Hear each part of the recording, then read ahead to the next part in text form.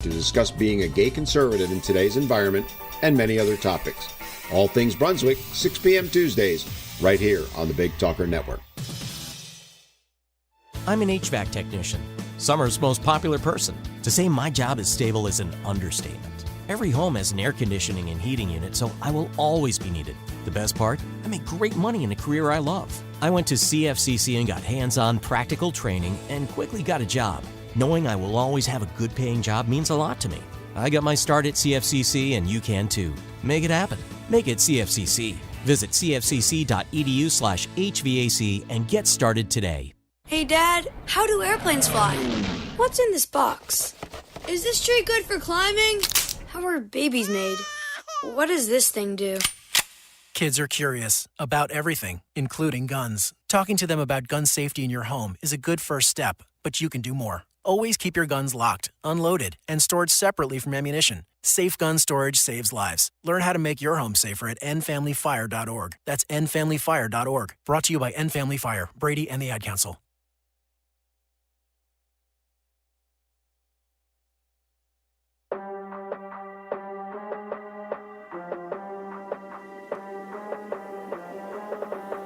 Hey, welcome back to the Asylum, your refuge in a world gone mad, right here on the Big Talker Network. That's right, we never shut up. Please visit the website, bigtalker.live, where you can download the app for Android and iOS devices. It's also in the link, or the links are in the description of the show. There's a lot you can do. Peruse our schedule of content. Send us an email with any comments, questions, concerns, compliments, or critiques, because we cannot improve without your feedback. You can also request a better morning show person. You can even write in your own, like just type in a little email and say, Chad Adams, morning show host. And we'll get the message to the right people. This is a live show. You can call in to 910-444-0281, or you can join the live chat on Facebook and YouTube. That's right, we do the interwebs as well. Having some fun with one of the stories today.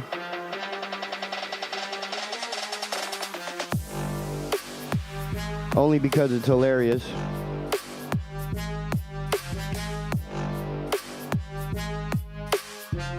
Still working on it.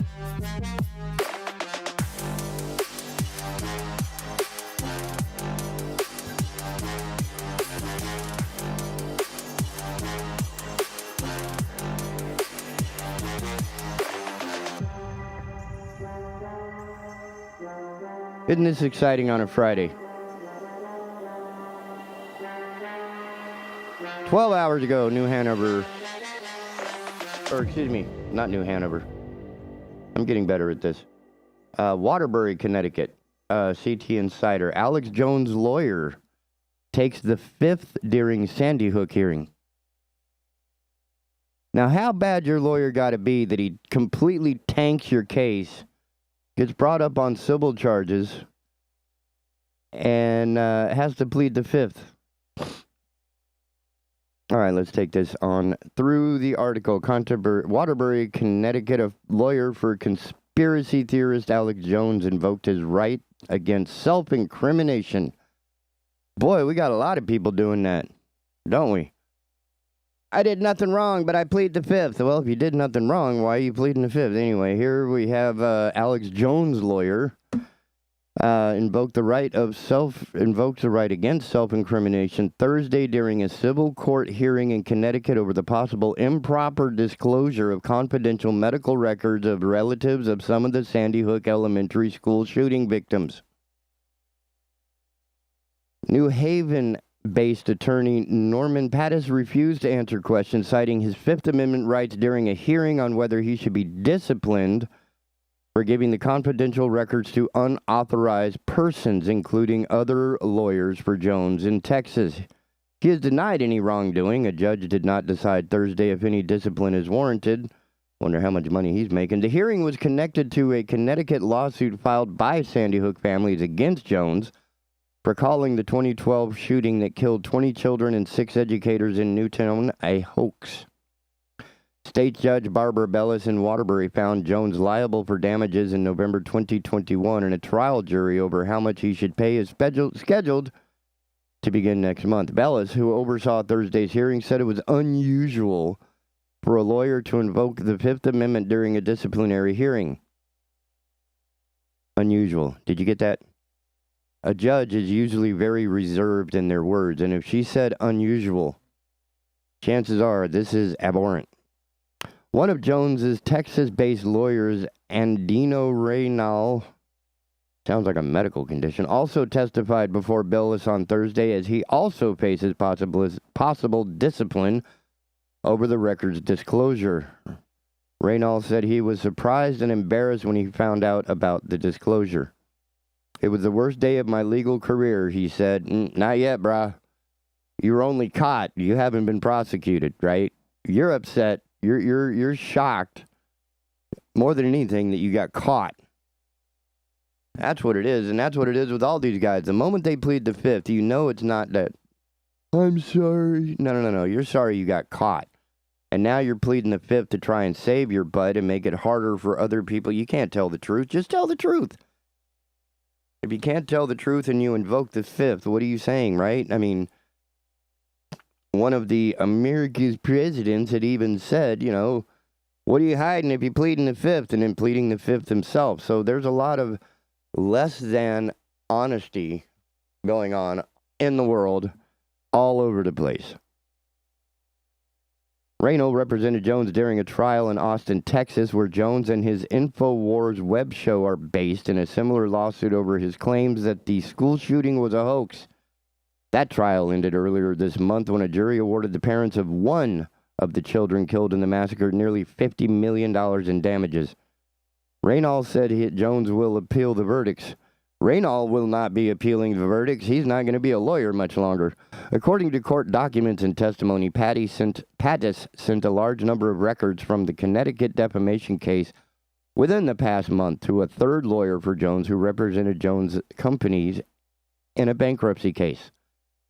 That lawyer then sent the records to Reynolds, who in turn gave the records to the attorney who represented the Sandy Hook parents in the Texas trial.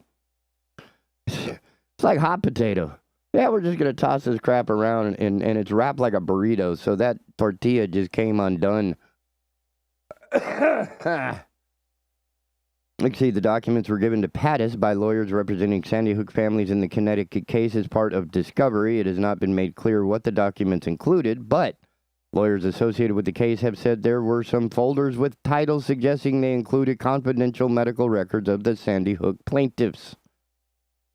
The records also apparently included texts from Jones' cell phone. In a surprise move during the Texas trial, the Sandy Hook parents' lawyers Mark Bankston revealed that Reynolds had mistakenly sent him the records, including Jones' text.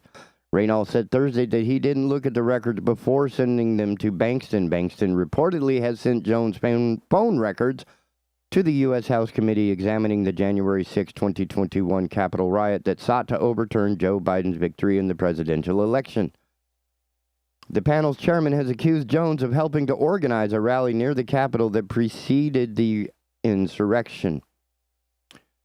So Jones having a bad day, his lawyers having a bad day, all kind of people having a bad day.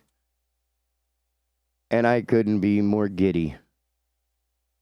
Not because I want to see people suffer. I want to see bad people suffer. People who make my industry, my job, my career, it just taints it. Just because you're a horrible human being doesn't mean that I have to pay for it by diminishing the legitimacy of what I do for my media company. That's my beef. If you can't understand that, we're going to take you back to some, educational reading and stuff. But you have to be able to read. That's going to be the hard part. Because our education isn't necessarily interested in stuff like that. Oh, man, this is going to be a long day. It's 13 minutes in, and I'm already tanked. All right. Well, let's see what happens. Oh, man.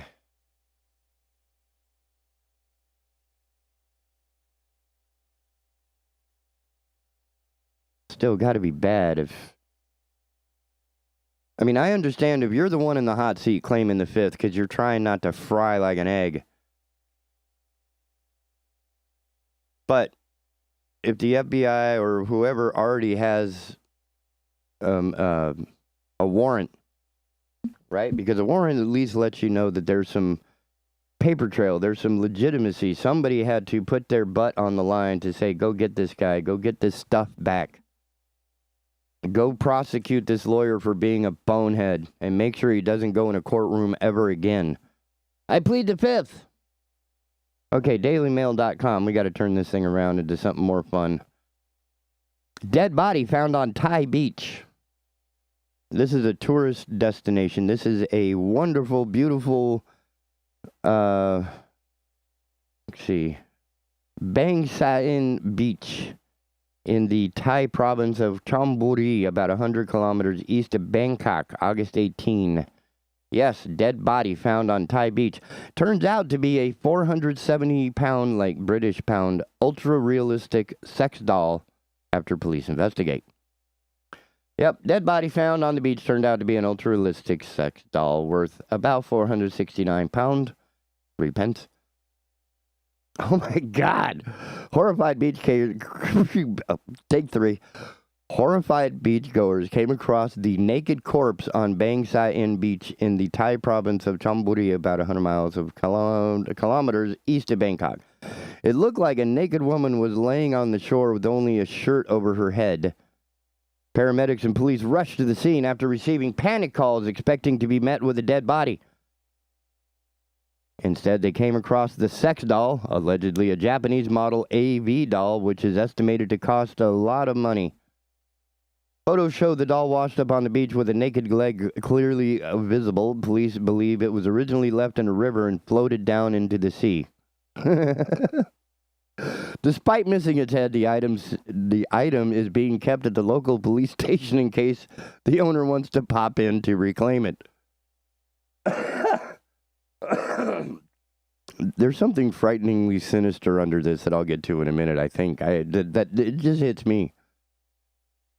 So yeah, if you have a headless sex doll, or if you have the head of a sex doll, and you want the rest of it back, the Thai police have it. A Bang Saen District Police spokesperson said on August 18, 2022, rescue teams were informed that people on the beach were shocked to see a young woman naked and unconscious. The officers then rushed to check and, from a distance, saw a small, beautiful woman with a bare bottom. How are you going to say beautiful? She ain't got a head. Good Lord. All right. But when they moved closer, it turned out to be an AV doll. Her head was missing and her bottom was exposed. We checked on the internet and they cost about 472 British pounds. We believe the doll had been dumped in a river or canal before entering the sea and washing up on the sand. It has now been removed in order to prevent it from scaring tourists. If the owner wants to reclaim their doll, they can collect her from the rescue team's station. Epic. Absolutely epic. Y'all need to take better care of your sex dolls. Because you don't want it washing up on a tourist beach in Thailand. That's pretty funny, I think. Now it's time for, well, we're sort of testing a new idea. And this is going to be one of the more generic forms of this segment called the new CCP. In fact, I even have, can I do this? Oh, wait, I'll put it on this one. Be more fun. All right, stand by. See, we work behind the scenes to always come up with new stuff and improve the show and that kind of thing. And in so doing... Oh, come on, baby. Why won't you mount? Come on, get in there. Come on now. Where are you?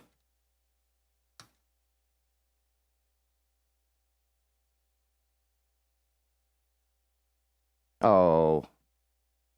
Why are you being difficult?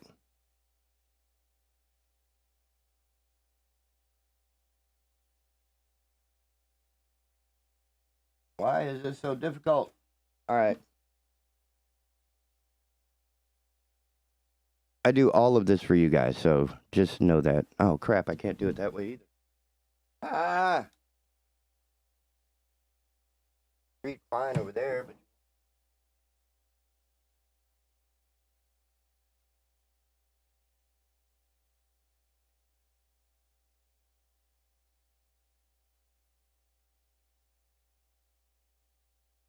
Damn it, son. I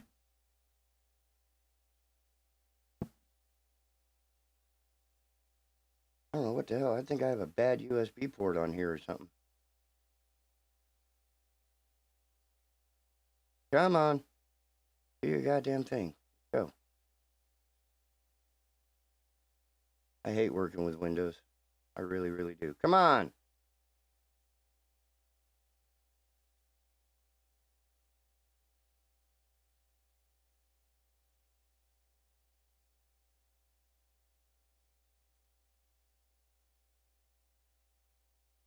There we go. I'll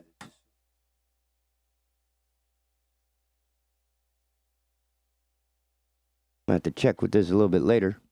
All right. I even created a little theme just for this segment. Not that we've used it this time, but I would like to eventually use it. Good, didn't cause a lot of damage. All right. So this would be the... Where is it? This would be the new theme for the segment, if I can ever pull it off. The new CCP. That's the new segment. And what you're listening to is a really fun 8-bit reconstruction of the Chinese Communist Party national anthem, which is called March of the Volunteers, if you didn't know. And in the segment, the new CCP, we are going to take a look at all the crazy, crazy people. That's what the new CCP is, a bunch of crazy, crazy people. Today's crazy, crazy people person is coming out of Orlando, Florida. Can you imagine that? Florida, Florida, Florida, man. Isn't that awesome? Here's the headline. Aw, man. That's the aw, man. It's in quotes. Then the rest of the headline says, Florida man tries hiding meth stash under cop car, deputies say. Genius. Absolutely genius. Let's see. Chelsea Robinson, digital media manager for WESH2, is taking credit for this wonderful piece of literature. DeLand, Florida, deputies in Volusia County made a caught-on-camera drug arrest after a traffic stop in DeLand. John Schneider. All right. John Schneider, 49. So he's obviously, well, he's beyond any sort of, man, I'm just a dumb kid.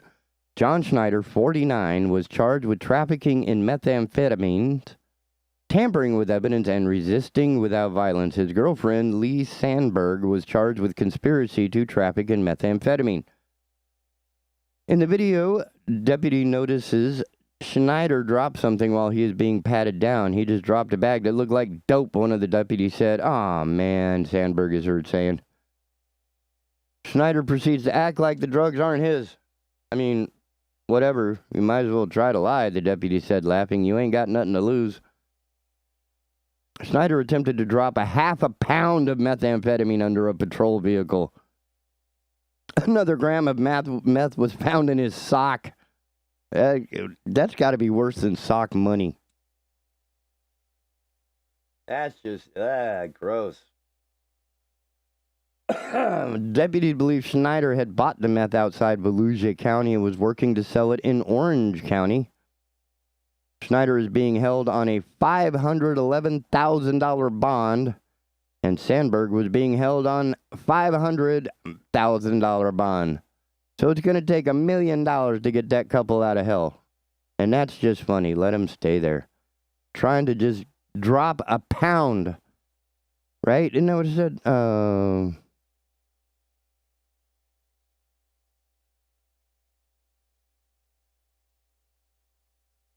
Half pound. attempted to drop a half-pound of methamphetamine under a patrol vehicle. Hey, man, that's yours, not mine. I ain't never seen it before. I don't know what you're talking about, man. That's not my meth. That's not my meth, man. I'm telling you, that's not my meth. That's my girlfriend, but that is not my meth. This is absolutely nuts. One more. Now, do you think heroes wear capes? Maybe sometimes heroes have guns. Maybe a hero for holding a bank staff hostage to access his own savings. You ready for this one? You talk about a country that's completely out of control. Unable to access his own savings, a Lebanese man recently decided to hold bank staff at gunpoint until management agreed to at least give him enough money to pay his father's medical bills. Brutal! Lebanon's devastating financial crisis was brought into focus this month by a very unusual story. Bassam al-Sheikh Hussein, a 40-year-old one-man from Beirut, was recently hailed as a hero after entering a branch of the federal bank in the capital city's Hamra district and taking the staff hostage in order to coerce them into letting him withdraw his own savings. The standoff ended peacefully after 7 hours, and Hussein was allowed to withdraw $35,000 of the $210,000 in his bank account, which he claimed to need to pay his father's hospital bills. It shouldn't matter what the hell he needs it for. It's his money.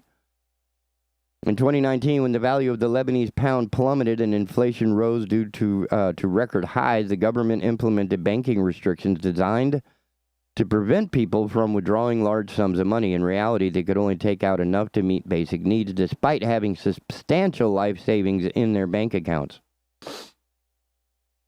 According to local news outlets, Bassam al-Sheikh Hussein entered the Beirut bank on August 11 armed with a rifle. Most of the other clients managed to escape before he could shut the doors, but he trapped 6 staff members and 1 customer in the bank with him.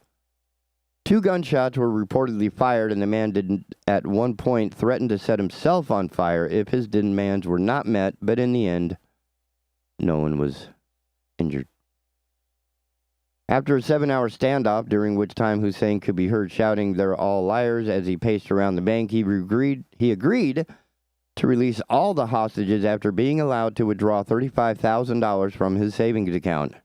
And they've already converted it into U.S. dollars. So that's $35,000 U.S. dollars worth of cash that's in his account. Now, with the exchange rate, it's probably billions of whatever their money is, but, you know, still, it's his money. He can do what he wants with it. Where'd you go? I just heard a noise, and it wasn't my phone. Okay.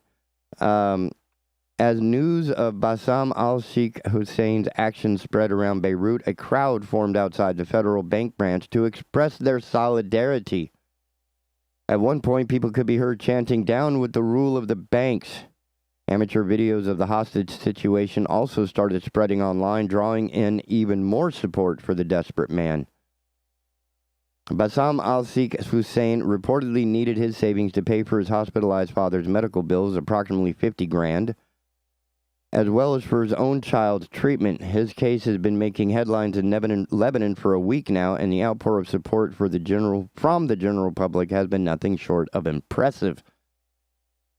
On Tuesday, Judge Ghassan Khoury ordered the release of Hussein after the federal bank informed prosecutors that it wanted to withdraw its complaint against him. However, he is to be referred to an investigative judge, which leaves open the possibility of him being prosecuted.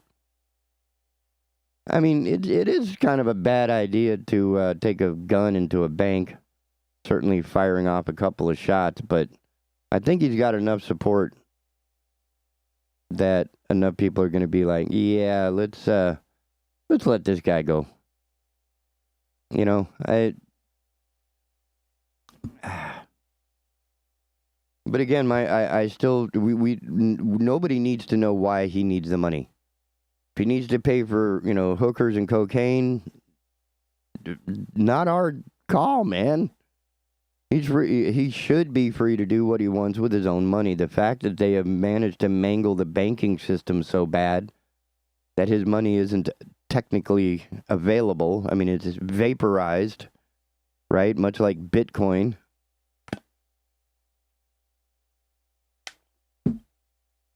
Knowing what he needed it for just makes it like all the more sting, I guess would be the term. But anyway, I hope you all like that segment. Crazy people that we're working on. I didn't do all of it quite right, but we're still working on it. You know, it's a work in progress. With that in mind, we're going to take a quick break. News, weather, and some of our sponsors, the supporters of the station, if you would, please just give them a call. Let them know that you appreciate them supporting the Big Talker. And we'll be right back. Hello, I'm Matt Bennett with WWAY News. Surf City Police have identified the 42-year-old woman found dead inside a business and arrested a suspect in her death. The incident happened at the Exotic Hemp Store on Highway 50 in Surf City Wednesday night. According to police, 42-year-old Margaret Nicole Bracey was killed during the armed robbery. 22-year-old Charles Michael Haywood of Holly Springs has been charged with first-degree murder and armed robbery. Haywood is expected to make a first appearance this afternoon at 12:15 in Pender County. If you're heading to the beach in the next few days, be aware. The National Weather Service in Wilmington says there have been several rip current-related rescues north of the Cape Fear the last couple of days. The Weather Service says there is a moderate rip current risk today for New Hanover County and Pender County beaches. Oak Island Water Rescue also says the forecast shows a possible moderate rip risk this weekend. They say if you're heading out to the beach in Oak Island this weekend, scan the QR code on your fridge magnet or beach access sign. Monkeypox continues to spread throughout the Cape Fear region with the latest confirmed case in Columbus County. According to the health director, that case was confirmed Monday. No information is being released on the gender of the patient or where the person contracted the virus. Health administrators say they are tracing anyone who may have come in contact with that infected person. This weekend, friends, family members, and fans will pause to remember a community legend who died last month. The funeral for Tony Rivenbark will take place Saturday in downtown Wilmington. Services begin at 5 p.m. on the main stage at Thalian Hall. All 3 levels of the auditorium will be open for seating, with overflow seating in the City Council chambers for live stream viewing. After the ceremony, a traditional New Orleans-style second-line parade will lead everyone up 3rd Street for a reception at the Wilson Center. For more on these stories, you can head over to WWAYTV3.com. I'm Matt Bennett. Have a great day. Happy Friday, everybody. I'm WWAY meteorologist Ramel Carpenter with your Storm Track 3 forecast. Get ready for a day with a few showers, not as wet as it was yesterday evening, but as we go throughout the day today, cloud cover is going to keep our temperatures a bit below the average in the middle 80s inland of the coast, lower 80s for the immediate coastline. And again, the best chance to see a few showers will be later this afternoon, but drying things out just in time for some of those high school football games kicking off across the Cape Fear. As for tonight into early Saturday morning, temperatures fall to the low to middle 70s under partly cloudy skies. Get your full forecast from WWAY and WWAYTV3.com. This news and weather is brought to you by Two Men and a Truck. For your free quote, go to twomenandatruck.com. twomenandatruck.com.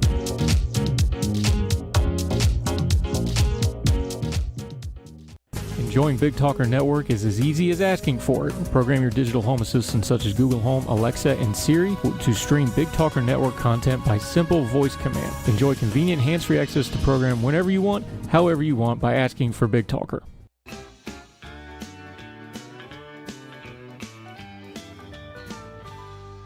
Marine Service Pro and the Tackle Box Seafood, located at 8210 River Road, Southport, is open Monday through Friday, 8 to 5, with the Tackle Box open Monday through Saturday, 7 to 6.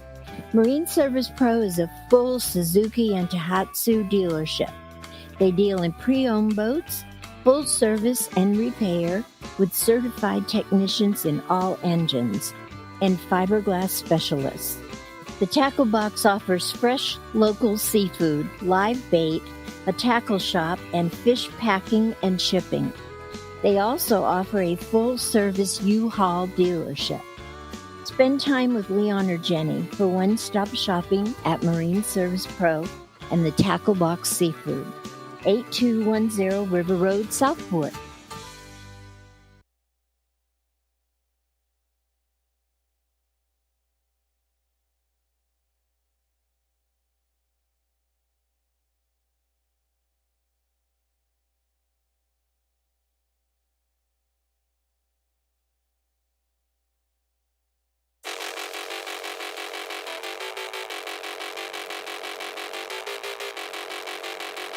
Hey, there it is. Welcome back to the Asylum, your refuge in a world gone mad. I'm sorry for the delay. Besides being old and slow, I'm getting bombarded by people that want to hear about this story coming out of the Joe Rogan Experience, and I'm just going to say, look, guys, the Joe Rogan Experience is not a courtroom, and the Z-Head was not under oath.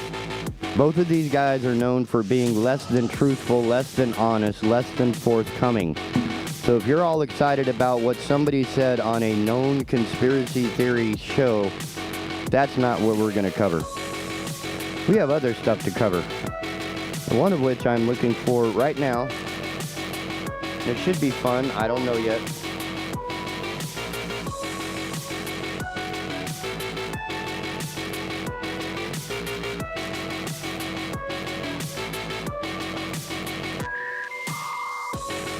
Oh my goodness.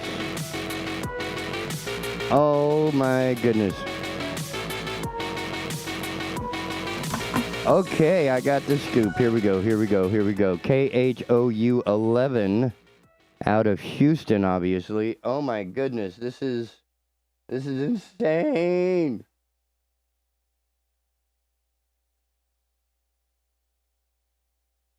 Wait, I should set this up. I should set this up a little better than I have. Let's do this.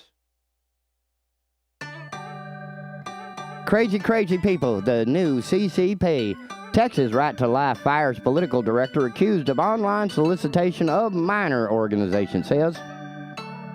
That's right, ladies and gentlemen. Lucas Bowen was arrested in early August for the alleged crime, according to the Montgomery County District Attorney's Office. It's coming out of Montgomery County, Texas, written by Chloe Alexander. Apparently, the Texas Right to Life political director was fired the same day he was arrested on charges of online solicitation of a minor, according to the anti-abortion rights organization. Lucas Brown was arrested in early August for the alleged crime, according to the Montgomery County. Oh, you just had to say that again.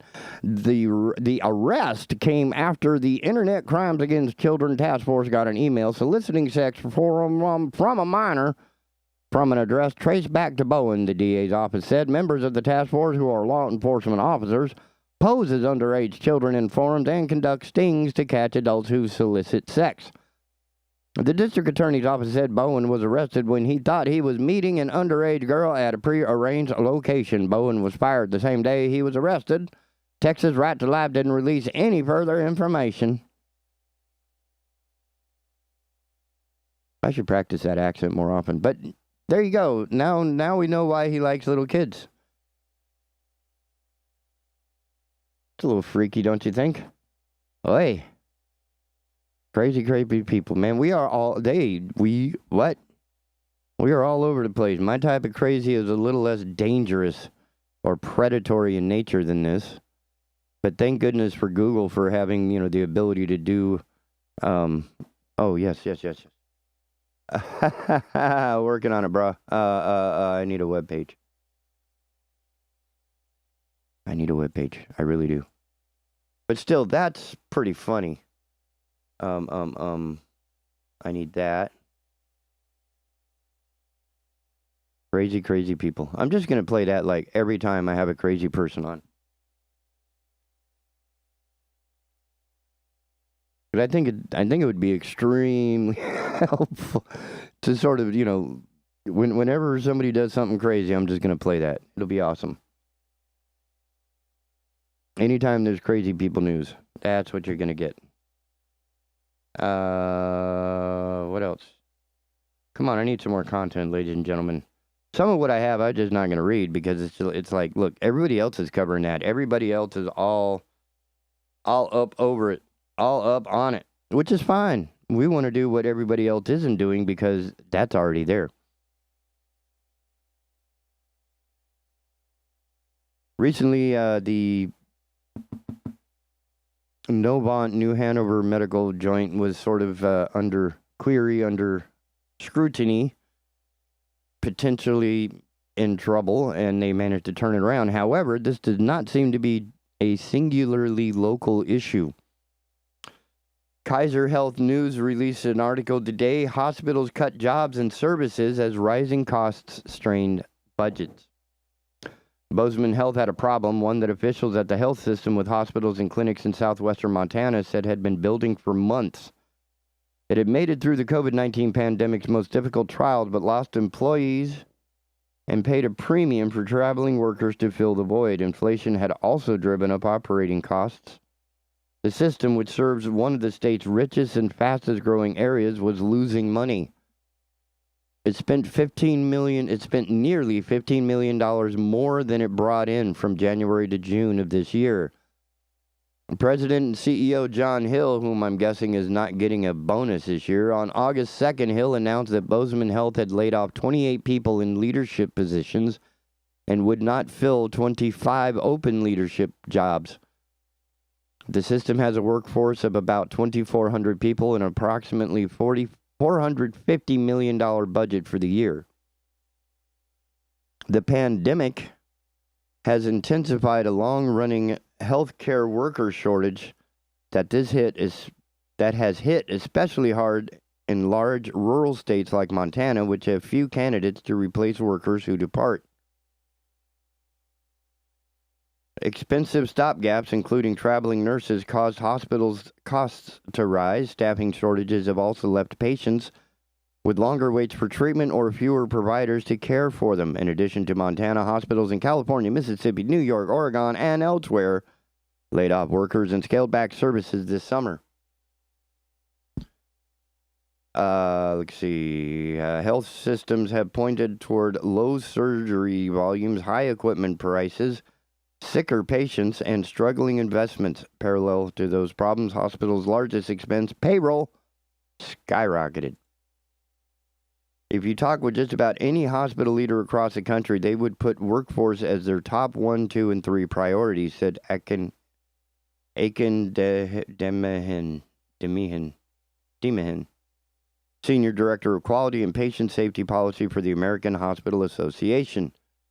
Workers left the healthcare industry in droves during the pandemic, citing low pay and burnout. Nationwide, hospitals competed for contract workers to fill the void, which drove up prices. That left hospitals with an awkward balancing act: keep existing employees and fill essential roles while cutting costs. I'm working on it. Bozeman Health Chief Financial Officer Brad Ludford said the system went from spending less than $100,000 a month on short-term workers before the pandemic to $1.2 million a week last fall. That number is now closer to $1.4 million a month. Oh, it's okay. So it was $1.2 million a week. Now it's $1.4 million a month. So it's gone down. Overall, the system's labor costs are roughly $20 million a month. He messed up. He meant to say now closer to $1.4 million a week, which would yield about $20 million a month, an increase of about 12% compared with this time last year. Working on it, brah. I need a moment. Gotta type stuff.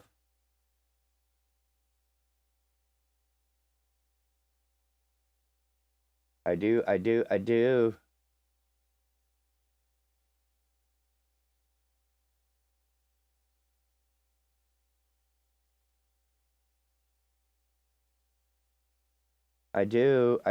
Okay, there we go.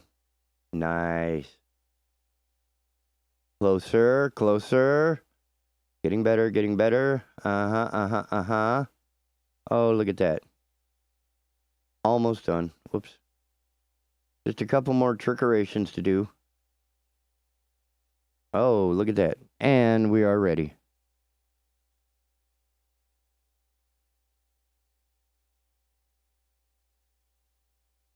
All right, back to my story. Let's see. So, Hill said the health system took other measures before cutting jobs. It stopped all out-of-state business travel, cut executive compensation, and readjusted workloads. Simultaneously, it tried to convert contract workers into full-time employees and to retain existing staffers through a minimum wage increase. Hill said the hospital system has had some success, but it's slow. As of mid-August, it had 487 vacancies for essential workers. It still has not been enough, Hill said. Vicki Bird, a registered nurse and the CEO of the Montana Nurses Association, said nationwide shortages mean nurses are asked to do more with less help. She wants to see more hospitals offer long-time employees the kind of incentives they've used for recruitment, such as giving nurses premium pay for picking up additional shifts or bonuses for longevity. It's not just about recruiting. You can't get anybody in the door for $20,000 bonuses. But, Bird said, how are you going to keep them there for 10 or 20 years? Hospitals' financial challenges have evolved since early in the pandemic when concerns focused on COVID response costs and revenue that didn't come in because people delayed other care. In 2020, because of federal aid and return to more normal service levels, many of the nation's wealthy hospitals made money. But hospital officials have said the financial picture shifted early in 2022. Some hospitals were hit hard by the Omicron surge, as well as rising inflation and staffing challenges. Hospitals received millions of dollars in pandemic relief from government, but industry officials said that has dwindled. Bozeman Health, for example, received roughly $20 million in federal aid in 2020. It received $2.5 million last year, $2.5 million, and it has received about $100,000 in 2022. John Romley, a health economist and a senior fellow at the University of Southern California's Schaefer Center for Health Policy and Economics, said that with federal aid drying up and inflation taking off, some hospitals may now be losing money. But he cautioned that more data is needed to determine how hospitals overall have fared compared with previous years. Providence, a health system with 52 hospitals across the West, reported a net operating loss of $510 million for the first 3 months of the year. In July, Providence announced it was putting in place a leaner executive team. The system operates one of Montana's largest providers, Providence St. Patrick's Hospital in Missoula. Kirk Budlovic, Chief Operating Officer of Providence, Montana, said the new structure hasn't affected local positions yet, although he said hospital leaders are scrutinizing open jobs that aren't essential to patient care. He said the hospital is trying to reduce its reliance on contract workers. Recruitment efforts are not keeping up with the demand, Budlovic said. Hospital job cuts across the nation have pushed out some major healthcare professionals who had stuck with their jobs during the stress of the pandemic, and the cuts have meant some patients have needed to travel further for treatment. In Coos Bay, Oregon, the Bay Area hospital faced community backlash after it announced it would cut the contracts of 56 travel workers and end its inpatient behavioral health services. Hospital officials cited the high cost of filling open positions quickly. St. Charles Health System, headquartered in Bend, Oregon, laid off 105 workers and eliminated 76 vacant positions in May. The system's CEO at the time, Joe Sluka, said in a news release that labor costs had skyrocketed largely because of the need to bring in contract clinical workers. He said the hospital ended April with a $21.8 million loss. It has taken us 2 pandemic years to get us into this situation. It will take at least 2 years for us to recover, Sluka said in this release. In Montana, Bozeman Health hasn't been able to offer inpatient dialysis at its largest hospital for months, so patients who need that service have been sent elsewhere. Hill said he expects some delays for services outside of critical care, such as lab testing. Ludford said the hope is that the system will begin breaking even in the second half of this year. About 100 miles away, Shodair Children's Hospital in Helena halved the number of patients it accepted because of staffing shortages. It's the only inpatient psychiatric hospital for kids in Montana and is constructing a $66 million facility to expand bed capacity. And as we're discovering, having the beds doesn't help if you don't have the help. CEO Craig Osved said the 74-bed hospital downsized roughly 2 years ago instead of adding contract workers so it could leave space for patients to quarantine in case of COVID outbreaks. Osved said he's scrambling to get another unit open Chauder, I don't know, which historically hadn't relied on travel workers, hired 4 traveling workers in recent months, he said. It's a double whammy. We lost revenue because we've closed beds, and then you've got the additional expense for travelers on top of that. Osved said the goal is no layoffs, no furloughs, but we can't stay in what we've been doing forever. He said the hospital increased pay for some employees and opened a nurse residency program. Take 3. And opened a nurse residency program roughly 6 months ago to bring in new people. But those steps haven't delivered immediate help. Nearby, the CEO of St. Peter's Health, Wade Johnson, said the hospital closed part of its inpatient unit and scaled back hours for some services because of staffing shortages. Some beds remain out of use. Administrators are exploring automation of more services, such as having patients order food by iPad instead of through a hospital employee. They also are allowing more flexible schedules to retain existing staffers. Now that we've adapted to life with COVID in many regards in the clinical setting, we are dealing with the repercussions of how the pandemic impacted our staff and our communities as a whole. So this is a hardcore situation, getting all of us right in the ding-ding. We are getting hurt left, right, front, center, top to bottom. Now, no matter how you feel about what happened, right, we have people that are claiming that the entire illness moment or those 2 years of discomfort is nothing but some sort of planned experiment or something. Well, guess what? We failed, ladies and gentlemen. I mean, the whole reason why we have tests in school is to see how well we know the material, how well we will respond. And if this was a test, we have failed miserably. If it wasn't a test, we failed miserably. Obviously, our system is not as robust and bulletproof as we would like to think it is. It is susceptible to all types of tipping, all types of... apparently anything will upset it. And we as a human species, hominis americanus, we have a bad habit of just taking a bunch of taxpayer money out of the bucket and throwing it at the problem. Shall I remind our listeners that we have bailed out the banks, we have bailed out the auto industry, we have bailed out all kinds of industries, Wall Street, etc., etc. Maybe we shouldn't do that. Right? I mean, if we hadn't bailed out the auto company, we would have different cars right now. It would be a completely different landscape, and the consumers would probably be on top. I would like to check with one of my experts on that. I should. I wonder if he's available.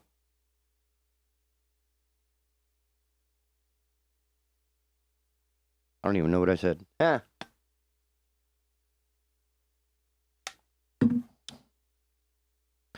Had we not bailed out auto industry, would consumers be in a better position?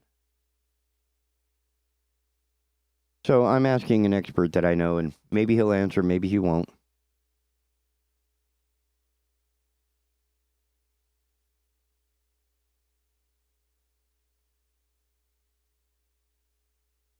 But I think that, the free market is supposed to be, like a response thing that if you do something and it doesn't work, well, you don't do that again. You just write off that failure and continue on, because the auto industry has been generating millions and millions and millions and millions of dollars. Let's see.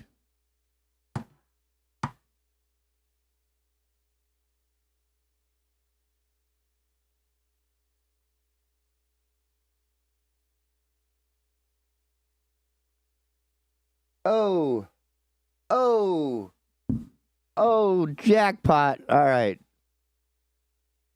Detroit Free Press. Written by Jamie LaRue. Thank you, Jamie. I appreciate you answering my question. General Motors Chair and CEO Mary Barra got a raise and remains the highest paid CEO of the Detroit 3 automakers. In fact, All of GM's top officers saw big increases in compensation last year. But the median pay for all GM employees declined in 2021 compared with 2020, largely due to part shortages or disrupting production and resulting in some workers losing hours or being temporarily laid off. See how this works? You fire a normal person and the CEO makes a bonus. In its annual executive compensation report that GM filed to the U.S. Securities and Exchange Commission on Friday, GM reported that Barra made a total compensation of $29,136,780 in 2021 for running the company and chairing the board of directors. Barra took home $23.7 million in total compensation and $21.6 million in 2019. GM listed its global workforce as 157,000, of which 98,000 employees are in the U.S. Public companies are required to disclose compensation figures as part of the 2010 Dodd-Frank Act. In the filing, GM lists Barra's base salary as $2.1 million, up from $1,995,000 in 2020. This is the third consecutive year Barra topped her crosstown rivals at Ford Company and Stellantis, whatever that is.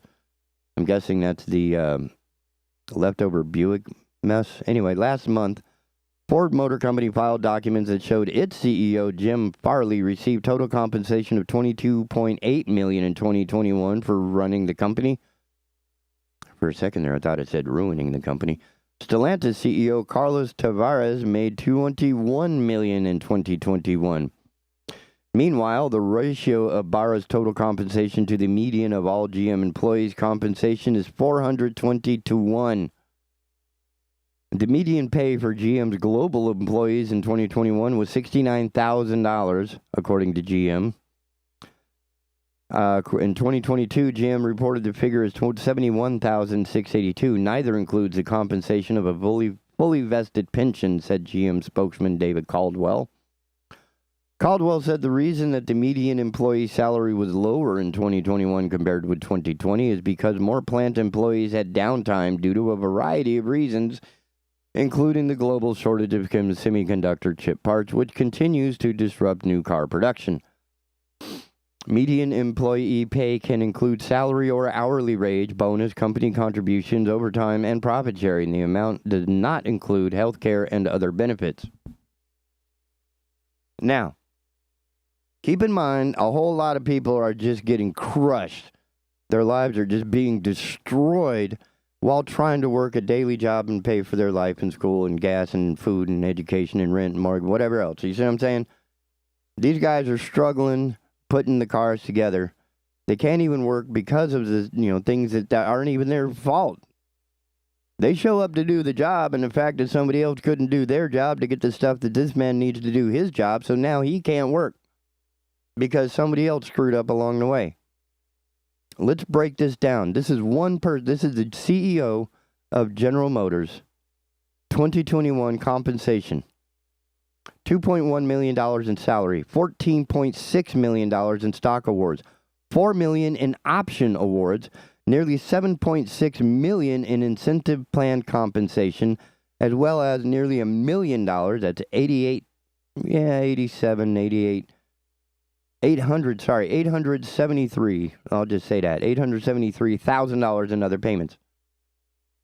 Beyond the lucrative salary, GM also spent another $413,000 last year for personal travel, security, company vehicle programs, executive physical, and financial counseling for Barra. GM has said 90% of Barra's and other executives' compensation is at risk, meaning it depends on GM's financial performance and meeting other goals and objectives, see? So her incentive to fire everybody has just been laid out. The quiet part was just said out loud. Her incentive to remain receiving, she wants to continue receiving $22 million a year. Right? That's her total if you add it all up, apparently it was listed as $29,136,780 in 2021. GM's filing it also listed the total 2021 compensation of other key M officers. President Mark Roos, $12,535,747, up from $9,963,402 in 2020. That's it's about $2.5 million increase. Even though everybody else is getting fired or losing their hours or their time and everything else, these guys are getting raises. CFO Paul Jacobson made $9,578,648. That's, nearly $10 million in 2021, up from $5,179,672 for 2020. President of North America, Steve Carlisle, made $8,980,000, which is up from $6,289,000 the year before. Executive Vice President for Global Product Development, Purchasing, and Supply Chain, the guy who's really screwing up the works, Doug Parks, his went up to $8,835,036. Up. That's last year he made $6,733,000. $6,733,000. So if you want to know why this country is upside down and completely buckled under, there you go.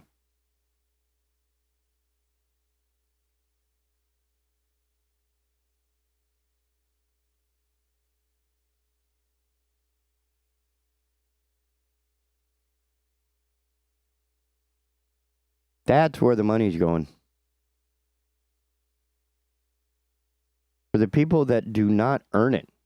These are the jackholes at the top of the pile, making the boatloads kind of money and could care less if their workers died.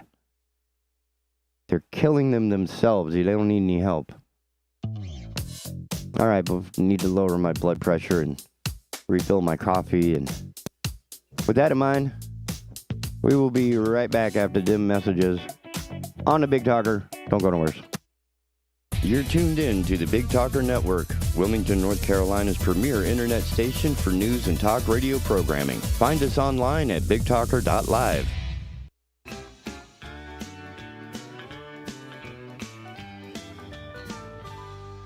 Marine Service Pro and the Tackle Box Seafood, located at 8210 River Road, Southport, is open Monday through Friday, 8 to 5, with the Tackle Box open Monday through Saturday, 7 to 6. Marine Service Pro is a full Suzuki and Tohatsu dealership. They deal in pre-owned boats, full service and repair, with certified technicians in all engines, and fiberglass specialists. The Tackle Box offers fresh, local seafood, live bait, a tackle shop, and fish packing and shipping. They also offer a full-service U-Haul dealership. Spend time with Leon or Jenny for one-stop shopping at Marine Service Pro and the Tackle Box Seafood, 8210 River Road, Southport. Hello, I'm Matt Bennett with WWAY News. Surf City Police have identified the 42-year-old woman found dead inside a business and arrested a suspect in her death. The incident happened at the Exotic Hemp Store on Highway 50 in Surf City Wednesday night. According to police, 42-year-old Margaret Nicole Bracey was killed during the armed robbery. 22-year-old Charles Michael Haywood of Holly Springs has been charged with first-degree murder and armed robbery. Haywood is expected to make a first appearance this afternoon at 12:15 in Pender County. If you're heading to the beach in the next few days, be aware. The National Weather Service in Wilmington says there have been several rip current-related rescues north of the Cape Fear the last couple of days. The Weather Service says there is a moderate rip current risk today for New Hanover County and Pender County beaches. Oak Island Water Rescue also says the forecast shows a possible moderate rip risk this weekend. They say if you're heading out to the beach in Oak Island this weekend, scan the QR code on your fridge magnet or beach access sign. Monkeypox continues to spread throughout the Cape Fear region with the latest confirmed case in Columbus County. According to the health director, that case was confirmed Monday. No information is being released on the gender of the patient or where the person contracted the virus. Health administrators say they are tracing anyone who may have come in contact with that infected person. This weekend, friends, family members, and fans will pause to remember a community legend who died last month. The funeral for Tony Rivenbark will take place Saturday in downtown Wilmington. Services begin at 5 p.m. on the main stage at Thalian Hall. All 3 levels of the auditorium will be open for seating, with overflow seating in the City Council chambers for live stream viewing. After the ceremony, a traditional New Orleans-style second-line parade will lead everyone up 3rd Street for a reception at the Wilson Center. For more on these stories, you can head over to WWAYTV3.com. I'm Matt Bennett. Have a great day. Happy Friday, everybody. I'm WWAY meteorologist Ramel Carpenter with your Storm Track 3 forecast. Get ready for a day with a few showers, not as wet as it was yesterday evening, but as we go throughout the day today, cloud cover is going to keep our temperatures a bit below the average in the middle 80s inland of the coast, lower 80s for the immediate coastline. And again, the best chance to see a few showers will be later this afternoon, but drying things out just in time for some of those high school football games kicking off across the Cape here. As for tonight into early Saturday morning, temperatures fall to the low to middle 70s under partly cloudy skies. Get your full forecast from WWAY and WWAYTV3.com. This news and weather is brought to you by Two Men and a Truck. For your free quote, go to twomenandatruck.com. twomenandatruck.com.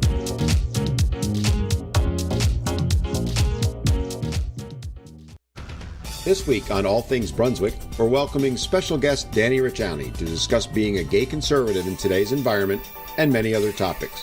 All Things Brunswick, 6 p.m. Tuesdays, right here on the Big Talker Network. Oh no, our roof is leaking and hurricane season is right around the corner. Don't let a leaky roof keep you up at night. Protect your home. Call Best Choice Roofing to schedule your free, yes, absolutely free roof inspection. Best Choice Roofing works with insurance or can repair the roof before the next storm, whether it's a full replacement or a repair. Choose the best. Call Best Choice Roofing at 910-228-5000 or go to bestchoiceroofing.com to book your appointment today. My husband had a gun. Him and his friends would go shooting. The ammunition, unfortunately, was not stored separately. In a million years, we never thought that Emily could. There's a hole in our family that can never, ever be filled. 63 Americans a day die by gun suicide. With safe gun storage, we can give our loved ones a second chance at life. Learn more at endfamilyfire.org. Brought to you by Brady and the Ad Council.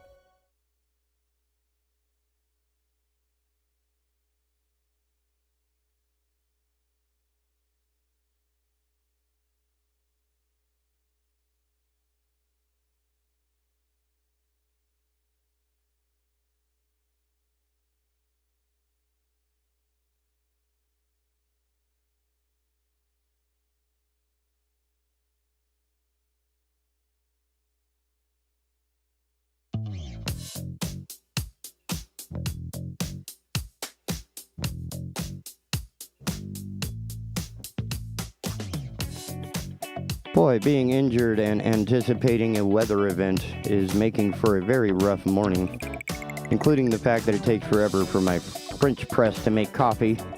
But now that you know all of that, you can be welcomed back to the Asylum, a refuge in a world gone mad, your refuge in a world gone mad. Please visit the Big Talker website, bigtalker.live. Download the app for Android, iOS devices. You can also send an email with any comments, questions, concerns, compliments, critiques, or a request for Chad Adams to be the morning show host, which really I think you all should do. I am anticipating a guest with more smarts than mine, but I'm still a bit upset at, discovering, as well as everybody else should be upset, that these executives are making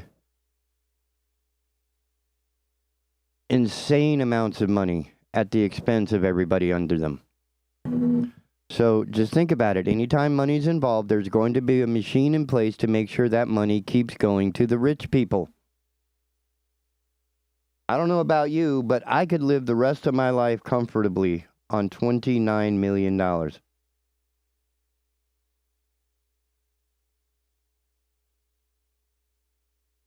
How about you?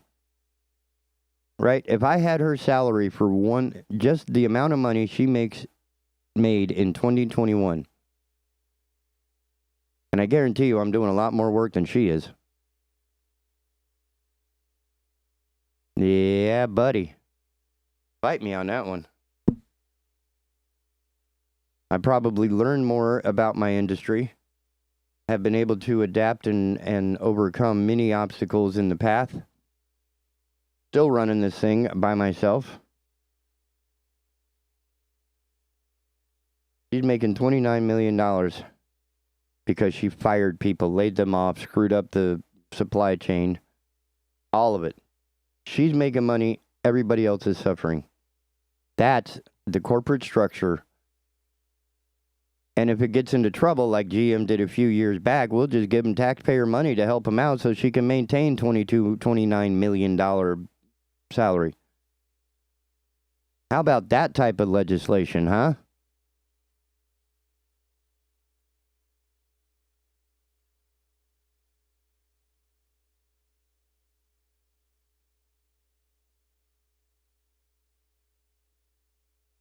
And thank God for the Dodd-Frank Act.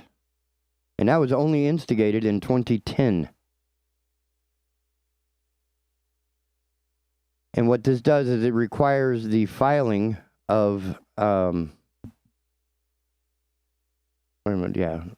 compensation figures. Public companies are required to disclose compensation figures as part of the 2010 Dodd-Frank Act.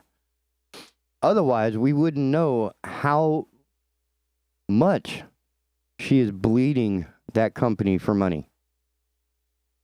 If she made $29 million and you're cutting hours and jobs, right, entire positions out of your production company, man, something's wrong. Something's way wrong. And if you want to know why the cost of a new car is so high, you can ask Mary here. Ms. Barra making $29 million. The CEO making $22.8 million. And the CEO, Stellantis, making $21 million. So, between the three CEOs of the three car makers, we're looking at, let's see, her total compensation, where's the list for $29 million? Because it was an accurate number all the way out.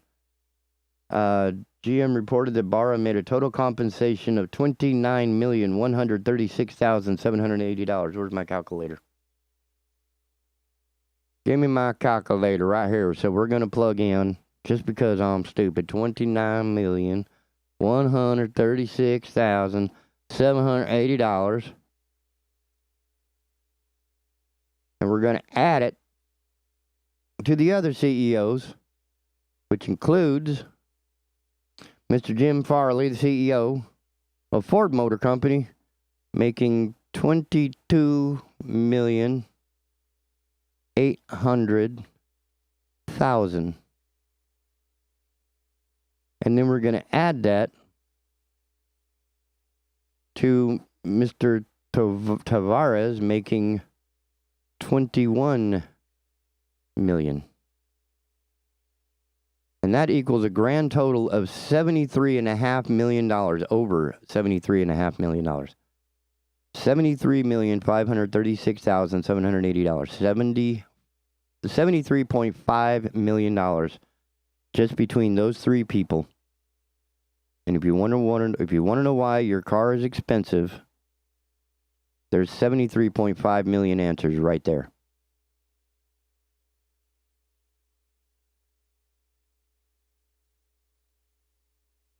And every bonus, every dollar in bonus is the result of her cutting costs, which includes cutting positions, laying off workers, cutting their hours, cutting their benefits, cutting their whatever they can, cutting corners, really. So if you end up driving a car that's made like a Behringer, for any of you in the audio industry know what I'm referring to. I mean, come on, at least give us PV. PB might have been some embarrassing crap, but it ran and it lasted forever. $73.5 million among those three people, just three people in the United States, making the big Detroit made in USA automakers. $73.5 million.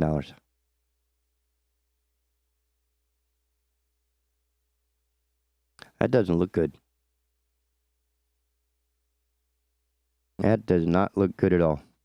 So if you want to wonder, if you ever wondered what's happening, right? Anytime that there's money involved, there's going to be an entire machine designed to funnel money to those people. Doesn't matter if it's Zuckerberg, Mr. Honesty himself on Super Honest Conspiracy Theory, Alex Jones Jr., Joe Rogan's podcast. He's like a protege of Jones. It's that's who we, support in this country. We support the people making $29 million on the backs of workers who are being asked to do more with less. Yeah, we can't give you the hours. In fact, I'm laying you off. So, good luck. Go away. You have 15 minutes to leave the building.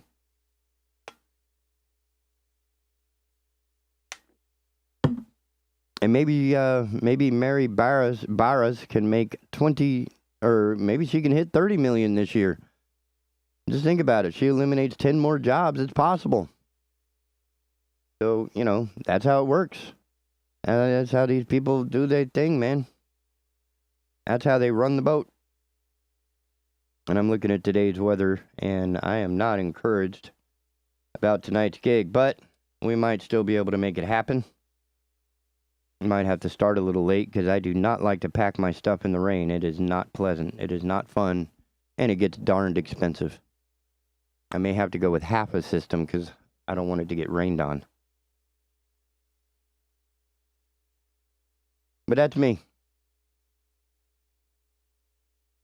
But it looks like we're going to have some thunderstorms around, 2, 3 in the afternoon. And I'm supposed to be setting up an outdoor event at that time. Not looking forward to that prospect if the sky does decide to open up and float me away. I'm not looking forward to that. I'm hoping it doesn't happen, actually. I mean, that would be the best outcome of the whole thing. But right now, we're in crazy weather time. I have lost the access to my previous weather information that would allow me to see what's happening off the coast of Africa. That's where most of the hurricanes that do damage to North Carolina originate. We are getting towards the end of our hurricane season here in 2022. And so far, we haven't had our own misfortunes. We have had the aftermath of others getting hit with tropical storms or somewhat like wanted to be hurricanes. Might have hit Cat 1. I can't remember. I wasn't paying attention. I didn't think it was going to get here until it dumped like 8 inches on us in 2 days. That was pretty ridiculous. Oh yeah, we had a minor flooding in the yard and a little bit on the washout from the house. We had some blockages that was causing the water flowing down to actually back up into the garage before it left. I fixed that. I still need to dry it out. We have the heater on there, the little fan thing on there, not the heater. But I think we're going to rent one to try and dry it out more effectively so we don't have to cut out half the house and jack it up. And yeah, that'd be a mess. So, yeah. I wonder what other news I can come up with. Why not? I'm in cheap mode right now. It's Friday. I got other stuff to do. Friday. Oh yeah, we have the All Things Brunswick, or excuse me, take two. He's actually a co-host of All Things Brunswick, so my confusion at this time of the day is not unexpected. Dan Romand and his wife Lori, Talls and Smalls, will be hosting the Living Fit After 50 program at 1 o'clock this afternoon, live, with a remote guest. I think, no. I have it all confused. I think it's a remote guest. Might be. No, that's All Things Brunswick on Tuesday next. This one may be a live in-person I'm not sure yet. We'll find out later. Still working on it. Still giggling over Alex Jones's lawyer pleading the fifth in his own case. Because what's the whole idea behind pleading the fifth is you're not incriminating yourself. Because you're under oath. You're not on the Joe Rogan podcast. You're under oath in a courtroom. It's like you're supposed to tell the truth. Well, if telling the truth is going to incriminate you, ergo, you've done something.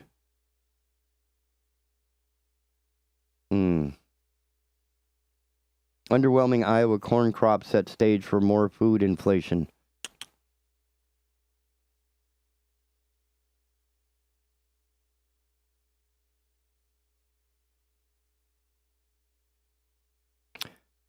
What is it?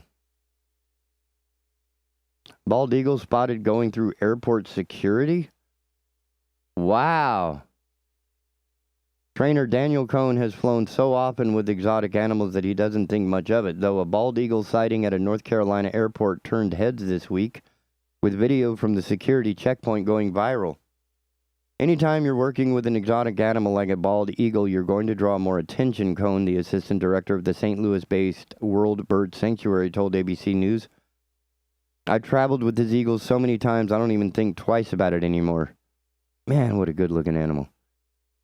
The unexpected guest, a 19-year-old raptor named Clark, was captured by a fellow traveler going through airport security on Monday at the Charlotte Douglas International Airport. I don't think you should use the word captured.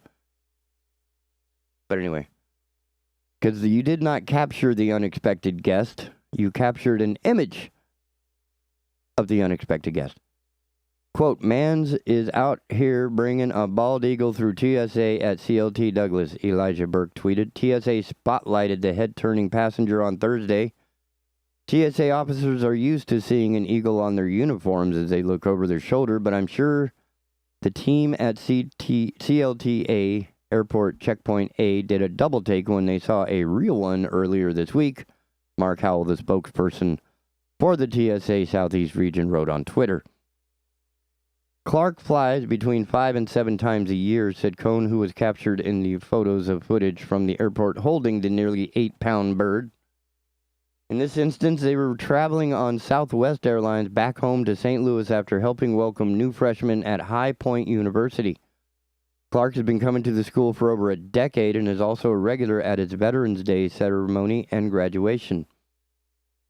The sanctuary's trainers typically are taken to a back room while going through security with their animals for more privacy, though in this case they were a little bit more out in the open. We don't mind. Clark doesn't mind, certainly. He's a ham. He eats it up, says the trainer.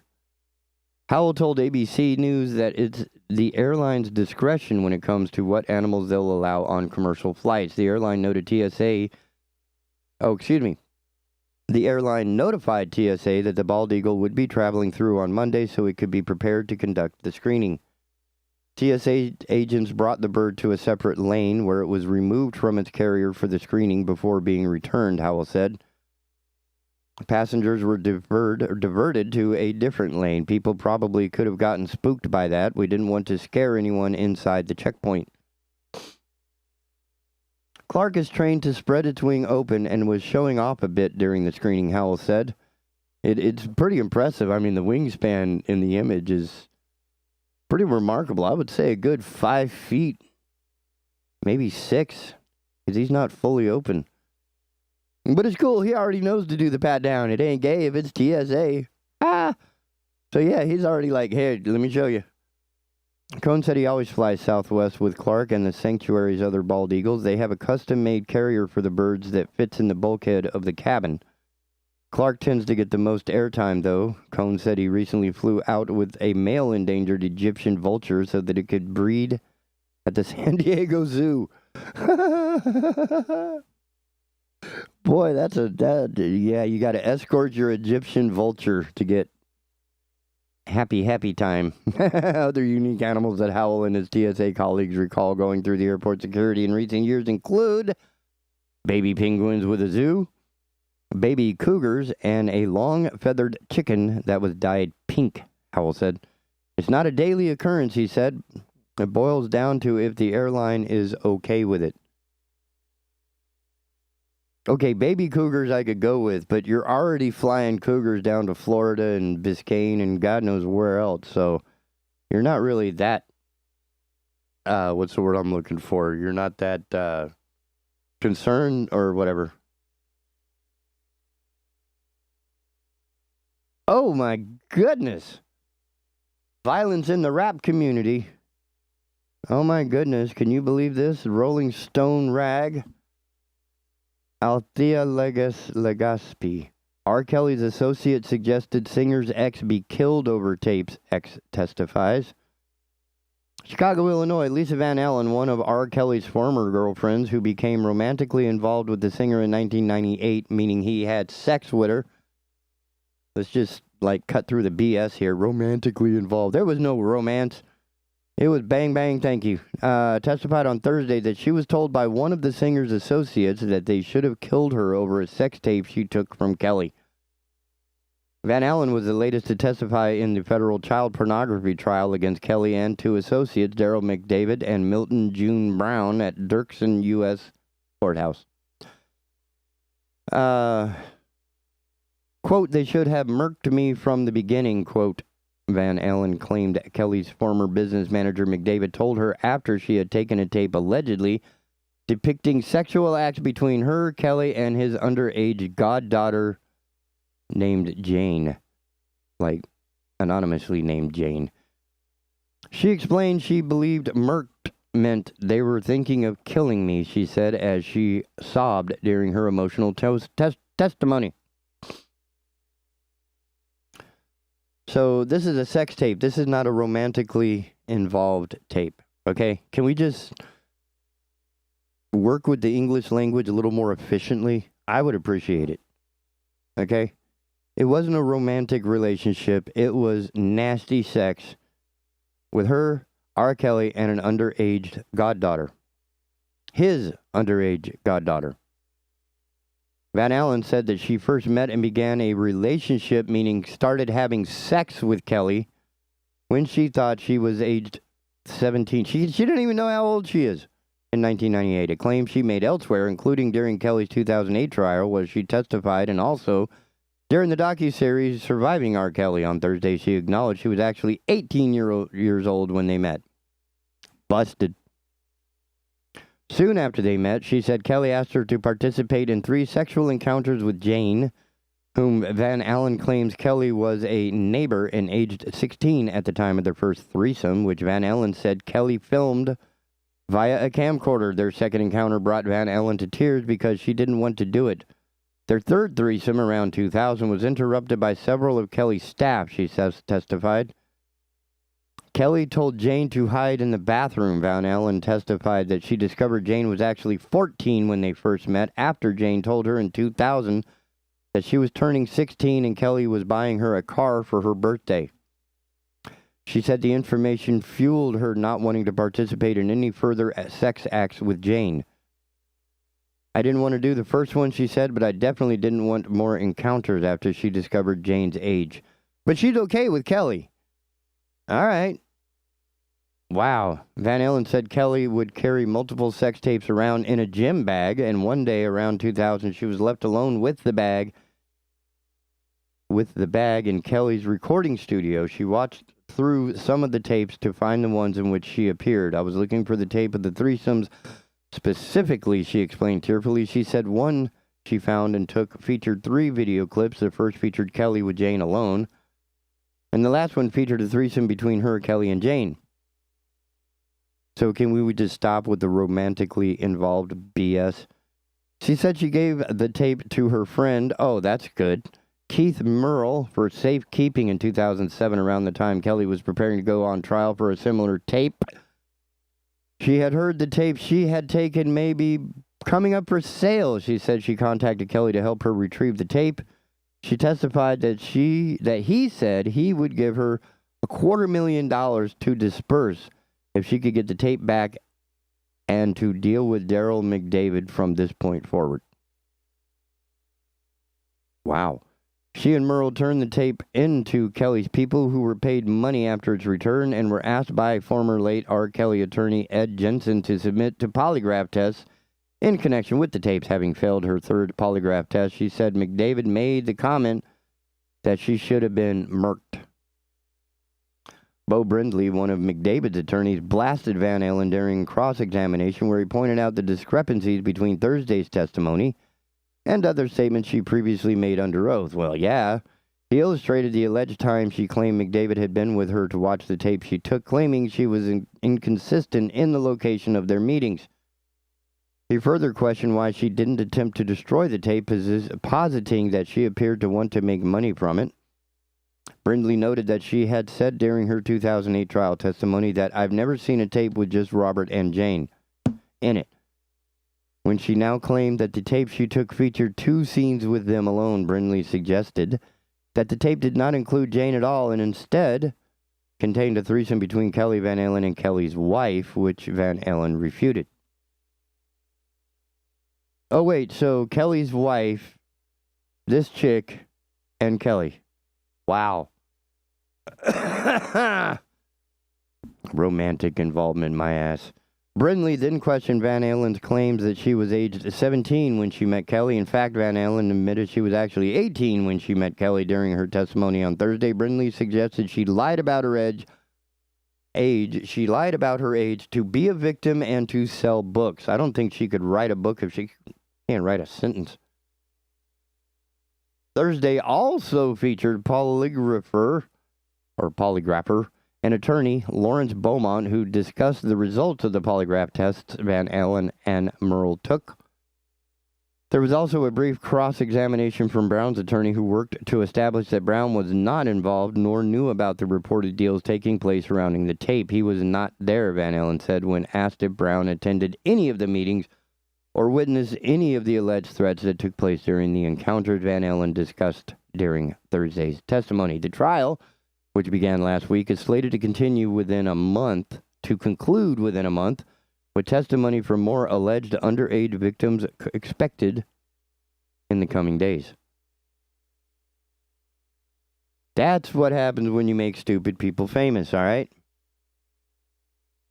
We need to start looking for the adults in our tribe and see if we can't, come to some sort of terms with our morality without having to turn to some out-of-date book that was designed to, I don't know.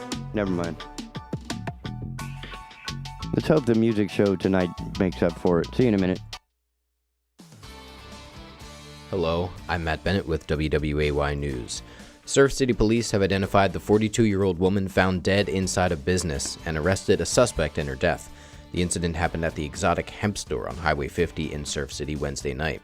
According to police, 42-year-old Margaret Nicole Bracey was killed during the armed robbery. 22-year-old Charles Michael Haywood of Holly Springs has been charged with first-degree murder and armed robbery. Haywood is expected to make a first appearance this afternoon at 12:15 in Pender County. If you're heading to the beach in the next few days, be aware. The National Weather Service in Wilmington says there have been several rip current-related rescues north of the Cape Fear the last couple of days. The Weather Service says there is a moderate rip current risk today for New Hanover County and Pender County beaches. Oak Island Water Rescue also says the forecast shows a possible moderate rip risk this weekend. They say if you're heading out to the beach in Oak Island this weekend, scan the QR code on your fridge magnet or beach access sign. Monkeypox continues to spread throughout the Cape Fear region, with the latest confirmed case in Columbus County. According to the health director, that case was confirmed Monday. No information is being released on the gender of the patient or where the person contracted the virus. Health administrators say they are tracing anyone who may have come in contact with that infected person. This weekend, friends, family members, and fans will pause to remember a community legend who died last month. The funeral for Tony Rivenbark will take place Saturday in downtown Wilmington. Services begin at 5 p.m. on the main stage at Thalian Hall. All 3 levels of the auditorium will be open for seating, with overflow seating in the City Council chambers for live stream viewing. After the ceremony, a traditional New Orleans-style second-line parade will lead everyone up 3rd Street for a reception at the Wilson Center. For more on these stories, you can head over to WWAYTV3.com. I'm Matt Bennett. Have a great day.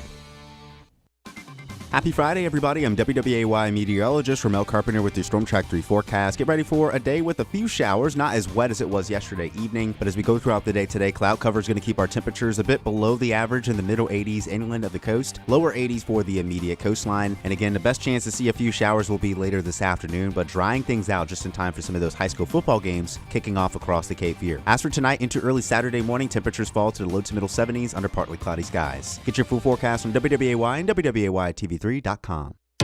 This news and weather is brought to you by Two Men and a Truck. For your free quote, go to twomenandatruck.com. twomenandatruck.com.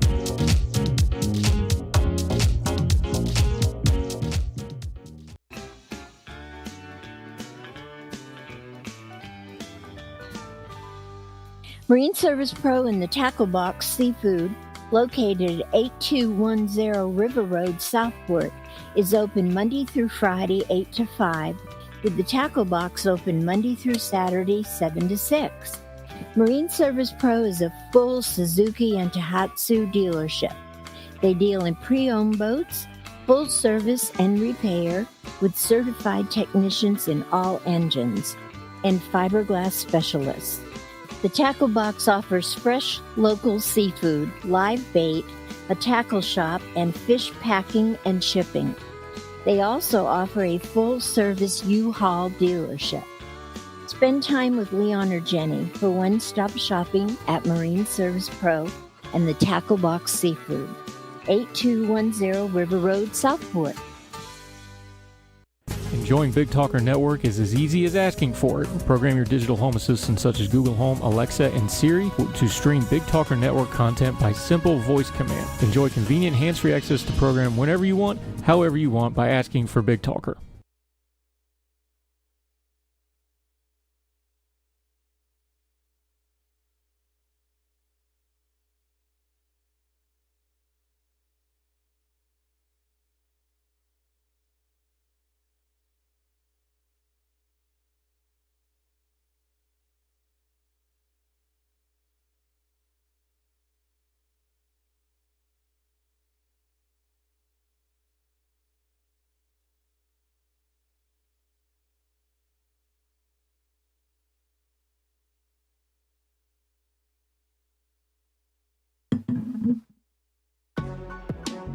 Yes, that was the sound of my coffee. And the sound of me returning to the microphone. Welcome back to the Asylum, your refuge in a world gone mad. Right here on the Big Talker Network, bigtalker.live. If you visit the website, you can peruse our schedule of content, download the app for Android and iOS device. This is what you can pair with your automobile's entertainment system to take the Big Talker everywhere you want to be. You can also send an email with any comments, questions, concerns, compliments, or critiques. We cannot improve without your help. And, you can call into the show, 910-444-0281. Otherwise, I'm just going to keep scanning through whatever news stories I can find and see if I can't embarrass myself further with the ignorance that is my life.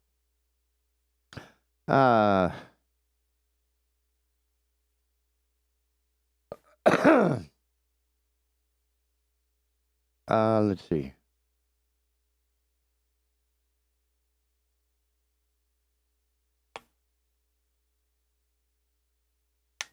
My God, we are pathetic human beings.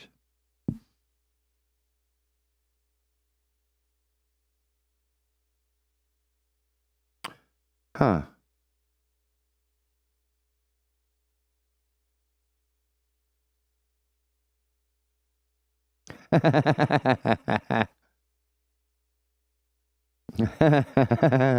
No, I can't. That'll definitely get me in trouble. Okay. See, Alpha gets a launch date. That's happening. So we're going to the moon, ladies and gentlemen. That sounds pretty damned exciting, and I will probably want to cut in and cover that as much live as I possibly can, just because it's cool. But here's a story that's, let's see what happens. This is coming from the Washington Post. WAPO. Nuclear fusion power inches closer to reality. Scientists say yet again that nuclear fusion is a few years away. Are they right this time? I don't know.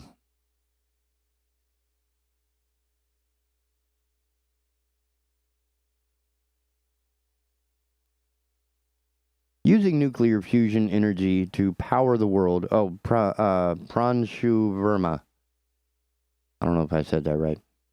Badama. Using nuclear fusion energy to power the world has long been two things: the ideal form of alternative energy and a development that's decades from becoming reality.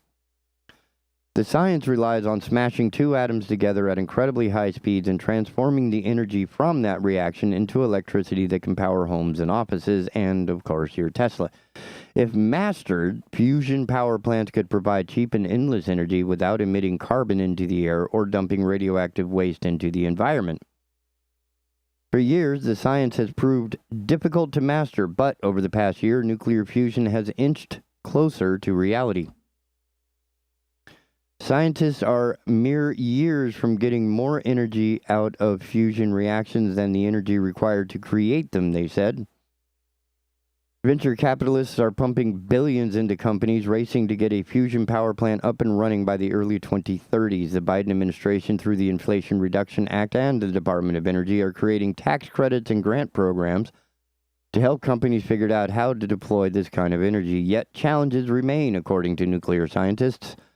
The U.S. energy grid would need a significant redesign for fusion power plants to become common. The price of providing fusion power is still too high to be feasible. I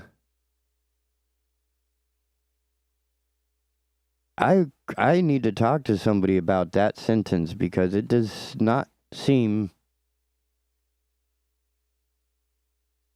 true.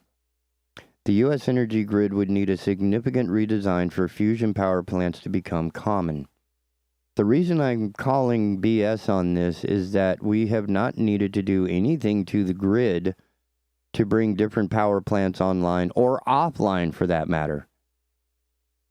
Right? Because if you have a significant issue with one system somewhere, maybe it's coal, maybe it's gas, maybe it's nuclear, and you need to shut it down for a weather event or something else, we don't have to redesign the energy grid, right?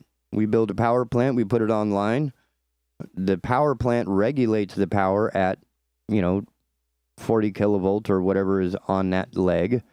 It's going to be regulated at 60 cycles a second in its frequency, right? Because we receive 60 cycle power here in the United States. So I call BS on that. I don't think that the energy grid needs a damn thing except a new node. That's all we do when we build in substations and stuff, right? And these are designed so that when something fails, it's not going to cause the entire grid to fail. We just move it to demand somewhere else. So I call BS on that. The part that would be expensive is if the fusion reactor is generating electricity. Now, normally, the fusion reactor is a boiler. It boils water, which turns to steam. The pressure of the steam turns a turbine. The turbine turns a magnet inside a set coil of wires, and boom, you have electricity. I don't know why this is so difficult to understand, unless I'm missing something. Because all of those turbines are tweaked and have the back end side, right, that once the energy is generated, once the electricity is now coming out of that wire, cable, whatever you want to call it, it's now being treated much like you would water before you put it out to the public. So before it hits the grid, it's already been processed to be a part of the grid. So I call BS on that. I will try to continue. We are at a very exciting place. That's right. Okay, Dennis G. White, director of MIT's Plasma Science and Fusion Center. But we also have to be realistic in the sense that it's still very hard. The quest for nuclear fusion technology started around the 1950s. Soviet scientists designed a machine called a tokamak, a donut-shaped device that uses magnetic fields to confine plasma and heat it to the outrageously high temperatures needed for hydrogen nuclei to smash together. In the years following, several countries decided that nuclear fusion energy would be a boon for the world, but they would need to collaborate and make it a reality. In the 1970s, European countries began working on a fusion experiment called Joint European Torus. In the 1980s, the United States and Soviet Union decided to cooperate to harness fusion energy for peaceful purposes, creating an international collaboration called the International Thermonuclear Experimental Reactor. Now, what's interesting is in this part, in the mid-late 70s, early 80s, electronics started turning towards toroidal transformers. They're cheaper to make. They're almost as efficient as a traditional wound transformer. But the shape is more this donut that is being referred to earlier. That's what toroidal means.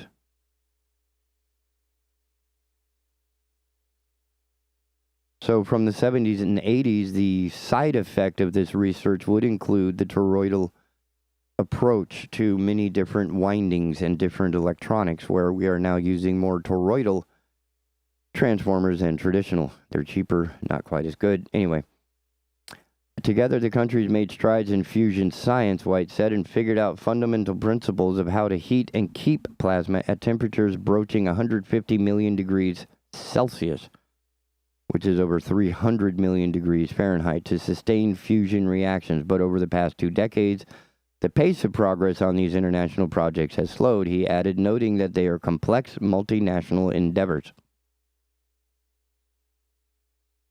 As the quest for climate change solutions has become more pressing, more than a dozen private sector companies have stepped in, with many trying to get a fusion power plant to market by the 2030s. They have a range of approaches, White said, with some using magnetic fields to get plasma hot and stable enough to sustain fusion reaction, while others implode tiny pellets of hydrogen atoms to create fusion reactions. A handful of these companies have made promising achievements in the past few years, which have enabled them to raise unprecedented levels of cash. Here's the magic word. Commonwealth Fusion Systems, a company spun out of MIT, raised $1.8 billion in November. That came almost 2 months after it tested a magnet for its tokamak machine. I've got to call somebody.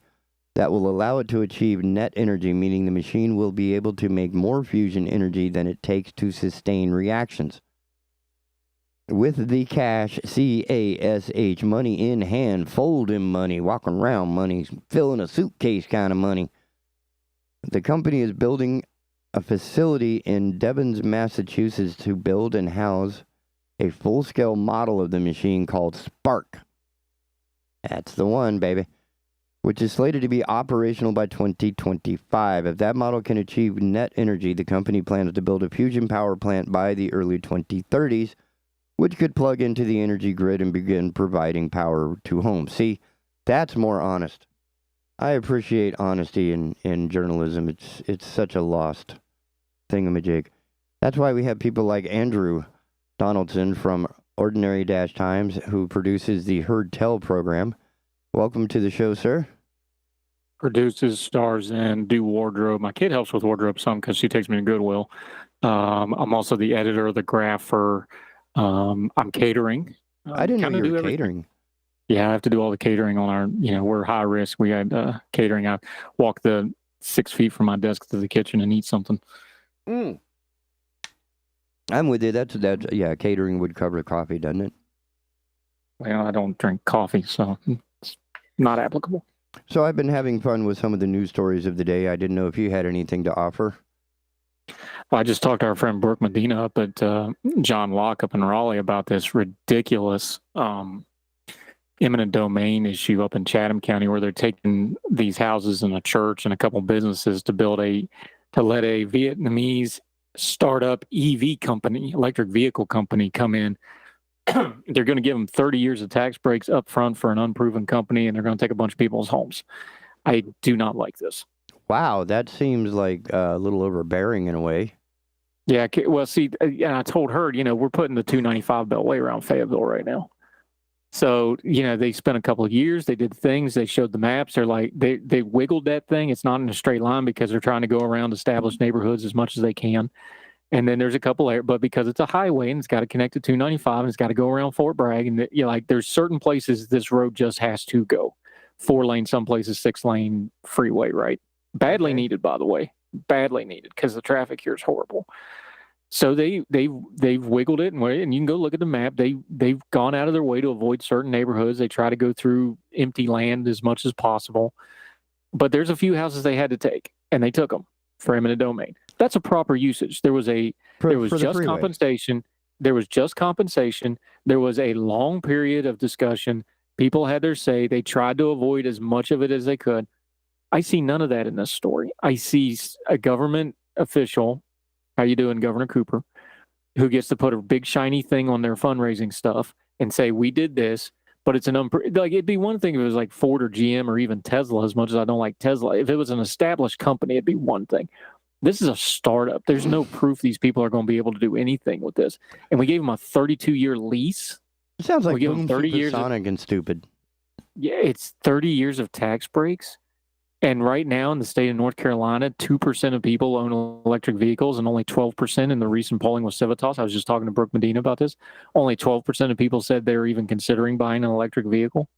And you're going to take these people's homes for this stuff? Now, once upon a time, this one don't sit right. Do you remember Vertex Rail and all the crap? Yes. So do you think there's some parallels here that somebody's making money somewhere on the back end and somebody's going to be left to face a court? Nobody, let me correct you, nobody's making money on the back end. Everybody's getting their guaranteed government funding up front, and they're getting their tax breaks. And then the way they make money on the back end is when they declare bankruptcy and write the whole thing off. Yep, and then leave somebody to face the court like they did with Vertex Rail. And when the discovery that China got involved, so Vietnamese I can't see being, not tied to Oriental interests.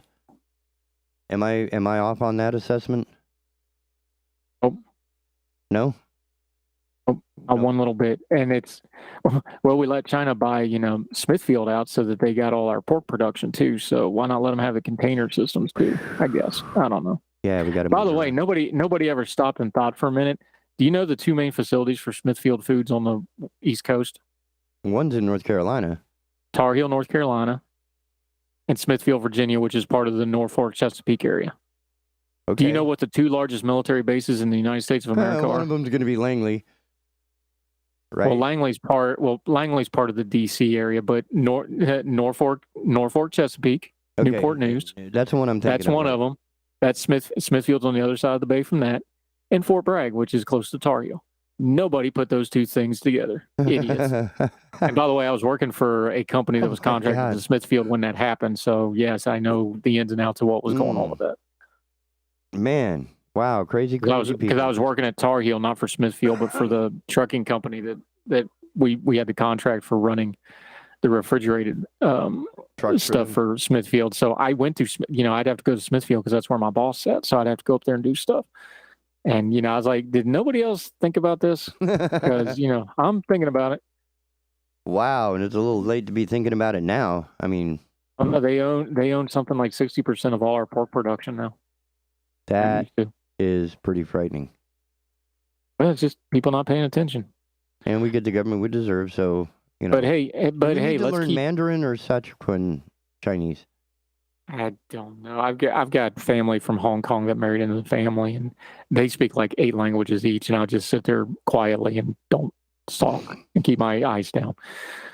And my stupid American ignorance, because I just did an interview with a German feller for Young Voices yesterday. I got another one today, actually, and I'm like, I lived there 5 years, and I speak very little of the language. That's embarrassing.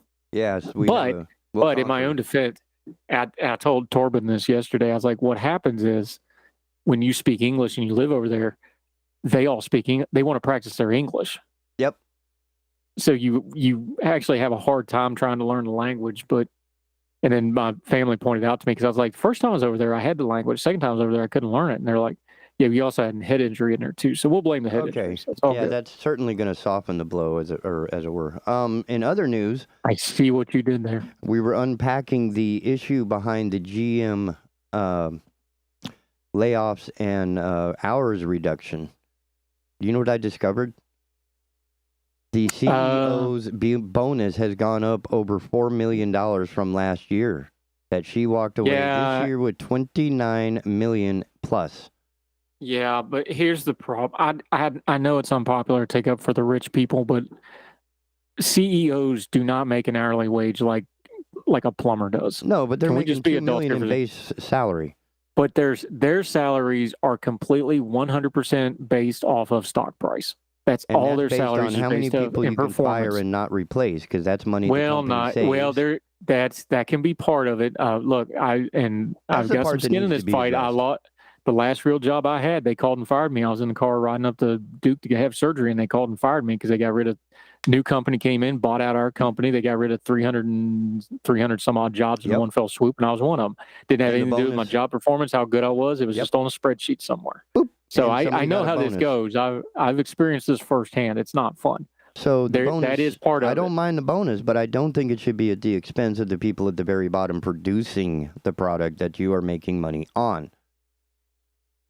You know, your cogs in the wheel, and the I know. sooner you. I just had this conversation with my kid because she's trying to get a job right now. I'm like, you just got to understand you're a cog in the wheel, so you better get yours because they're going to get yours, and you're going to get ground up either which way. So make sure you get what you want out of this deal. Yep. And the sooner you figure that out in life, the sooner you figure that out in life, the happier you are.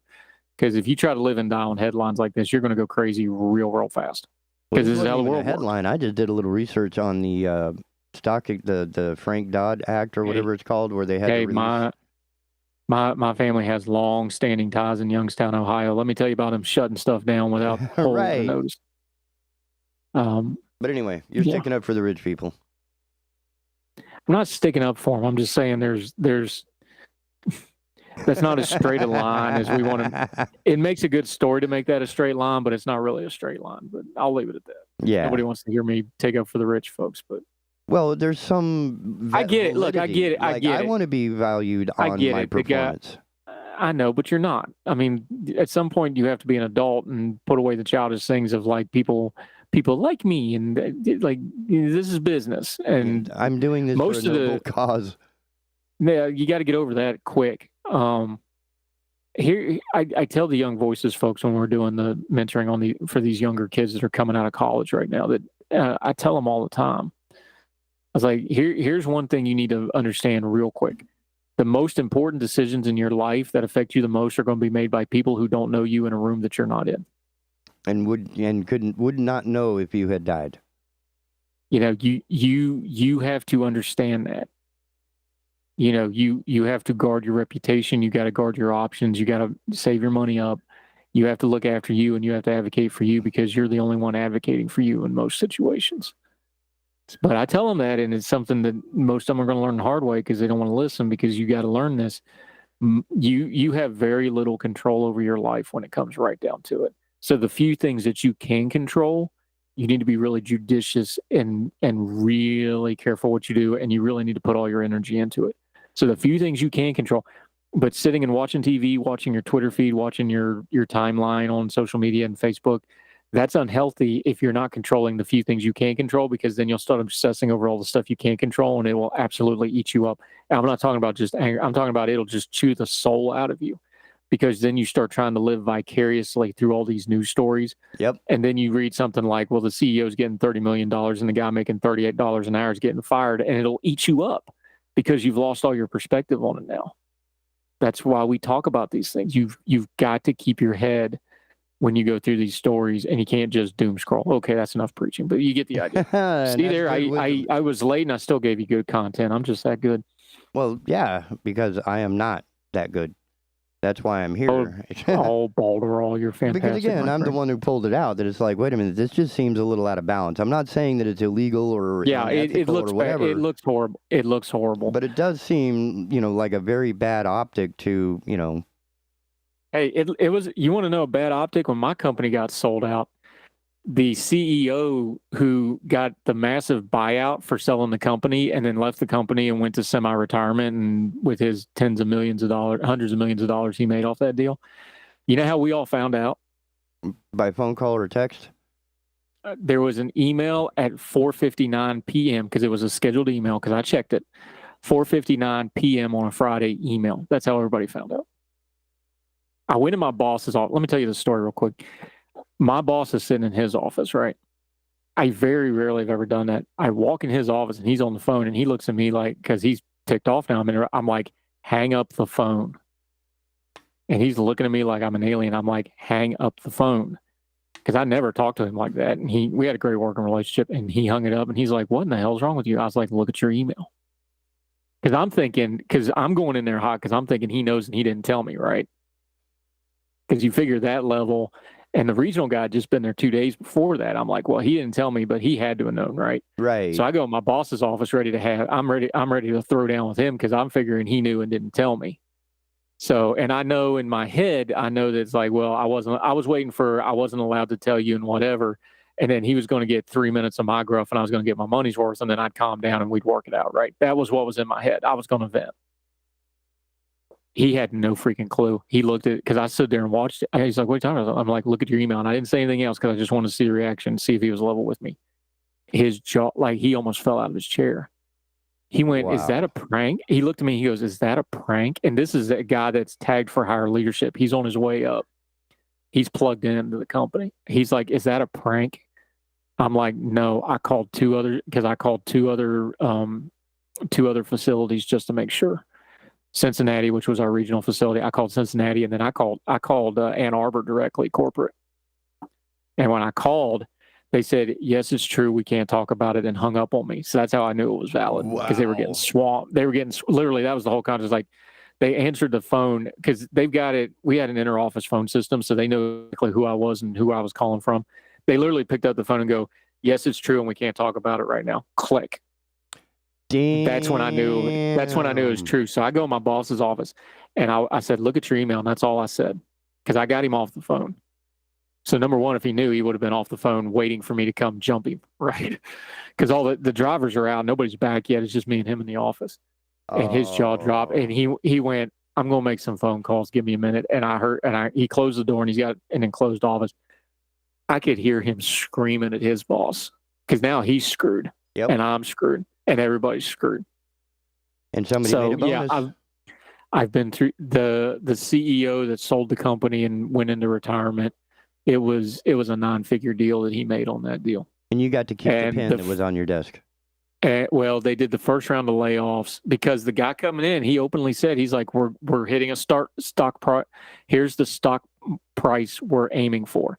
And I told all our guys, because they are asking me questions. I'm like, guys, I can't answer the questions. I don't know either, but I'm just going to tell you, this is just Andy talking. This isn't, freight operations manager Donaldson talking. This is just Andy talking to, Mike and Jim and the guys that are standing in front of me. I was like, he's not talking about growing the company like the other guys did. He's not talking about all the good work, because it was a great company. We made our money, but they also did it the right way. And we were using the Toyota model of management where you did lean and the ideas came from the ground up, and if you had an idea, we had a pipeline to get it implemented pretty quickly. Like, it was a great place to work. I loved working there. Loved our guys, loved our management. I told him, I was like, he's not talking about all the things we've talked about for the 3 years I've been here. He's talking about stock prices. I was like, I'm not going to say anything else, but he's talking about stock prices. We all know what that means. And sure enough, man, it wasn't 2 weeks. They did the first round of layoffs. And then the second round of layoffs were management layoffs. And they did 300 some people, just axed them. And I was one of those on the second bunch. So they just fired the people and then fired the people that fired the people. Yeah, it was the old Monty Python routine where it's like the people that have been sacked have been sacked. Here's what happened. So we had the best facility in our region. We went from last to first when I got there, and my boss got there, and we turned it around. I was very proud of it. And I went out. That happened on Friday. On Monday, I went on my medical leave, and I never came back because they ended up firing me while I was on medical leave because I was out having surgery. When I left, you want to talk about leadership matters? By the time, within 3 weeks of me leaving, they had turned over half their people. Most of them just left? The old guys all took retirement. 5 guys got fired for insubordination because they didn't know how to handle them, because I was buffering them. It's like letting me loose in a corporate environment. Yeah, my problem child, I'll refrain his name, but he was also my most productive driver. But he was also my biggest pain in the butt. And I had conversations with him. I was like, listen, you need to get your stuff together because someday you're not going to have somebody like me that's going to tolerate this mess. Because I told him, I was like, here's the deal. I was like, I take the amount of mess from you equivalent to the amount of work you produce. If you produce a lot of work, I'll deal with a lot of mess. But I was like, most people ain't going to do that. And these corporate people aren't going to do that. They're just going to fire you the first time you pop off. Because I knew, like, I was like, I could take him in an office, let him throw his fit for 90 seconds. And then he'd calm down. And then about 3 minutes later, he'd come back and apologize and go get in his truck and he'd bang it out. Right? Right. What's my job? Is it to fire everybody or is it to push freight? I want to push freight. So I'll take 3 minutes out of my day to deal with his stupidity and let him kick and scream like a toddler. And then he'll calm down. He'll go get in his truck, work his 14-hour shift, and produce more numbers than anybody else I got. So I dealt with it. 3 days after I left, he got fired on the spot because he literally threw something at the manager. I think I've heard two different stories. One, it was his lunchbox. The other one was it was a chair. But he threw something at the manager and got fired on the spot. Ooh. Like 3 days after I left. Because I told him, I was like, you can't do this crap when I'm gone. You know, they're going to fire your dumb butt, and then the stress of everything else on top of it with the company. Oh, so man. yeah, they this bigger company came in, they bought it, and they stripped it down. They immediately sold off the most profitable unit of the company, which we knew that was going to happen because they only really wanted. There was 6 major components to the company. This is a Fortune 500 company. Okay, this is not mom and pop shop stuff. This is a Fortune 500 company. Good company. I loved working there. One of the best jobs I ever had. They immediately sold off one of the most profitable parts of the company. They didn't really want our part of the company. They were just tolerating it. So they just stripped it, and they just kept stripping it until it hit that mark. And that's how all of these companies do it. So when I talk about this stuff, yeah, you can miss me with the hoi poi stuff of, oh, you're up for the rich guy. Nah, I've been one of them. I got fired. I had them cancel my medical benefits while I'm out on leave for major surgery. And you're high and dry and like, I'm still paying the bankruptcy off. I know how this stuff works intimately. I know that when your benefits run out, they just stop paying you out of the clear blue sky. I know when you do get your benefits for your back pay, they take half of it up front because they paid for the lawyer. I've been there. Miss me with all that. You're part of a cog. You're part of the machine. The sooner you realize that, you can protect yourself better. You can set yourself and your family up for success despite it, and you can live a happy life. Because otherwise, you're just going to end up being bitter. End of rant. And a great way to segue into the rest of the day, I think. It's educational. It's informative. Everything that I would want in a radio program, but I don't run the program. I'm just holding place. Make sure you get Her Tell today. It was great. It's coming on at 3 o'clock this afternoon. Yes, sir. And it's on Facebook and YouTube and all that good stuff. So with that in mind, we are going to close the Asylum for this week. We will see you next week right here on the Big Talker Network. You're tuned in to the Big Talker Network.